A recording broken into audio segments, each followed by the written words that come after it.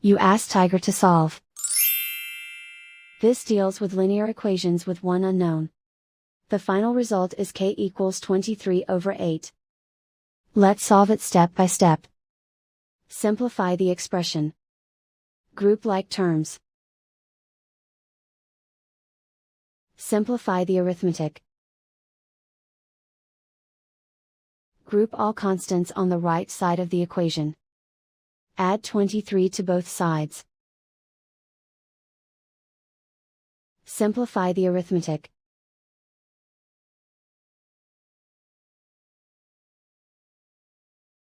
Isolate the k. Divide both sides by 8. Simplify the fraction.